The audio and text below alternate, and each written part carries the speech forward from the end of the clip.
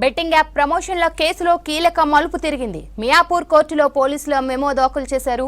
19 మంది బెట్టింగ్ యాప్ల ఓనర్లపై కేసు నమోదు చేశారు. యాప్ల యజమానులే లక్ష్యంగా పోలీసులు చర్యలు ప్రారంభించారు.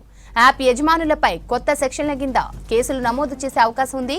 ఇప్పటికే యాప్ ప్రమోట్ చేసిన వాళ్లను విచారించిన పోలీసులు వాళ్ళ స్టేట్మెంట్ రికార్డ్ చేశారు. బెట్టింగ్ యాప్ ప్రమోషన్ల కేసులో కీలక మలుపు తిరిగింది. మియాపూర్ కోర్టులో పోలీసులు మెమో దాఖలు చేశారు. 19 మంది బెట్టింగ్ యాప్ల ఓనర్లపై కేసు నమోదు చేశారు. యాప్ల యజమానులే లక్ష్యంగా పోలీసులు చర్యలు ప్రారంభించారు. యాప్ యజమానులపై కొత్త సెక్షన్ల కింద కేసులు నమోదు చేసే అవకాశం ఉంది.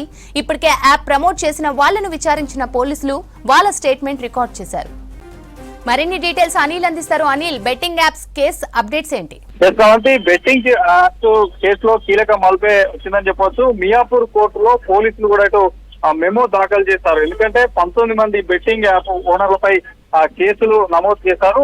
యాప్ ఎవరైతే ఈ యాప్ యజమానులే ఇందులో మెయిన్ గా కారకులుగా చేస్తూ పోలీసులు మెమో దాఖలు చేశారు. బెట్టింగ్ యాప్స్ ప్రమోషన్ వ్యవహారం టాలీవుడ్ ను కుదిపేస్తున్న విషయం మనకు కేసులు నమోదు చేశారు. సో తాజాగా ఈ వ్యవహారంలో మళ్ళీ వచ్చిందని చెప్పవచ్చు. దాదాపు ఇప్పటికే 19 మంది యాప్ ఓనర్లపై కూడా కేసు నమోదైంది. అటు పంజాగుట్ట పోలీస్ స్టేషన్ తో పాటు ఇటు మియాపూర్ పోలీస్ స్టేషన్ లో కూడా కేసులు నమోదయ్యాయి. కాబట్టి ఒక కీలక మలుపే వచ్చిందని చెప్పవచ్చు. బెట్టింగ్ యాప్లను ప్రమోట్ చేసిన వారి ఆ స్టేట్మెంట్లను ఇప్పటికే కొంతమందిని పోలీసులు కూడా రికార్డ్ చేశారటు.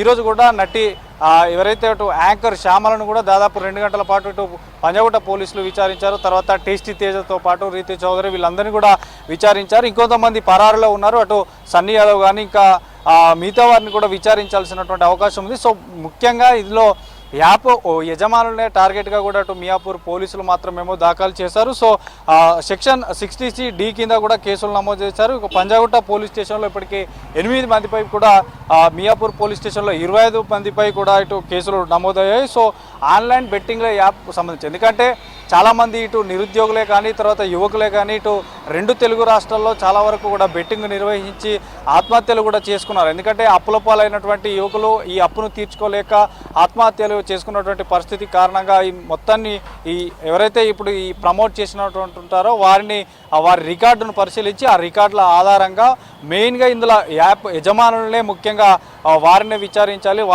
వారిపైనే కూడా ఇటు మెమో దాఖలు చేశారు. సో ఈ రికార్డు ఏదైతే ఇప్పటివరకు ఎవరైతే విచారణకు వచ్చారో ఈ వచ్చినటువంటి విచారణకు సంబంధించినటువంటి వారి దగ్గర నుంచి తీసుకున్నటువంటి సమాచారంతో పాటు యాప్ యజమానులు ఏం చెప్తారన్నటువంటి ఒక కీలకంగా మారనుంది. ఎందుకంటే ఆ రికార్డు ఈ రికార్డుకు సంబంధించి కూడా పూర్తిగా రికార్డ్ అయితే చేయనున్నారు. సో దీనికి సంబంధించి కూడా మియాపూర్ పోలీస్ స్టేషన్లో 60C(d) సెక్షన్ కింద కూడా కేసు నమోదు చేశారు.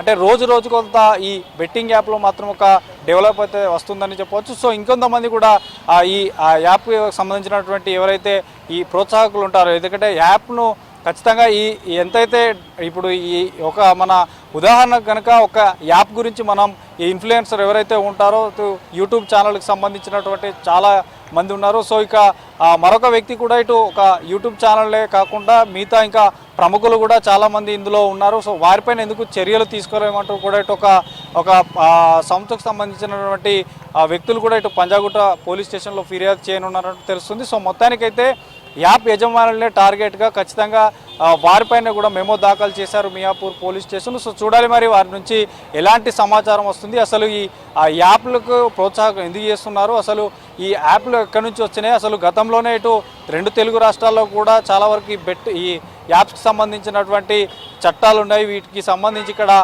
పూర్తిగా కూడా బెట్టింగ్ నిర్వహించద్దు, యాప్లను ప్రోత్సహించద్దు అంటూ కూడా ఒక చట్టం ఉంది. కాబట్టి సో మొత్తానికైతే ఈ మెమో దాఖలైతే మియాపూర్ పోలీస్ స్టేషన్లో చేశారు. సో చూడాలి మరి యాప్ యజమానులు ఎలా స్పందించారనేది శ్రవంతి.